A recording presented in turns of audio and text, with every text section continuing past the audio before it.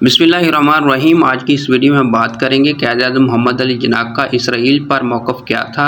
इस वक्त दुनिया भर में फ़लस्तीन और इसराइल का मसला एक बड़ी हकीकत के तौर पर सामने है, लेकिन क्या आप जानते हैं कि क़याद-ए-आज़म मोहम्मद अली जिन्ना ने इसराइल और फ़लस्तीन के बारे में क्या मौक़िफ़ इख्तियार किया था।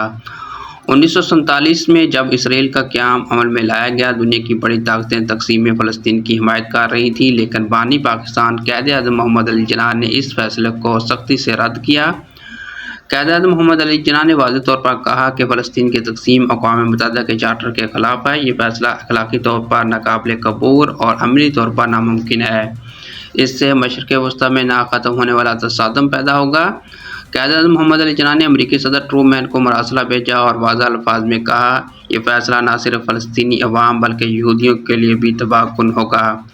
इसी तरह अपनी तकरीर में उन्होंने कहा कि फ़लस्तीन में मुसलमानों के हकूक़ को पामाल किया जा रहा है और बरतानिया की पॉलिसियाँ मुसलमानों को तक़सीम करने की एक साजिश है। क़याद-ए-आज़म मोहम्मद अली जिन्ना का मौक़िफ़ बिल्कुल वाज़ेह था कि पाकिस्तान कभी इसराइल को तस्लीम नहीं करेगा।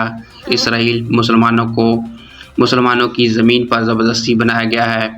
यह रियासत आलमी ताकतों की पैदा करदा एक गैर मुनसफ़ाना स्कीम है। बाद में कई सियासी रहनुमाओं ने क़याद-ए-आज़म मोहम्मद अली जिन्ना के इस मौक़िफ़ को दोहराते हुए कहा कि उन्होंने इसराइल को गैर कानूनी रियासत और मगरब की नाजायज़ औलाद करार दिया था।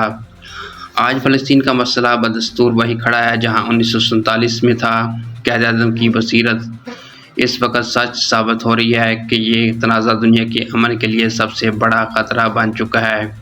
क़याद-ए-आज़म का मौक़िफ़ सिर्फ सियासी नहीं बल्कि असूली था। हक़ दो फ़लस्तीनी अवाम को, इंसाफ़ करो और जुल्म के ख़िलाफ़ खड़े हो जाओ। यही पैगाम आज भी हमें याद दिलाता है कि पाकिस्तान की पॉलिसी फ़लस्तीन के साथ है, इसराइल के साथ नहीं। ये था क़याद-ए-आज़म मोहम्मद अली जिन्ना का इसराइल पर मौक़िफ़। क्या आज भी हम क़याद-ए-आज़म के असूली मौक़िफ़ पर कायम हैं? इस पर आप अपनी राय कमेंट बॉक्स में बता सकते हैं। शुक्रिया।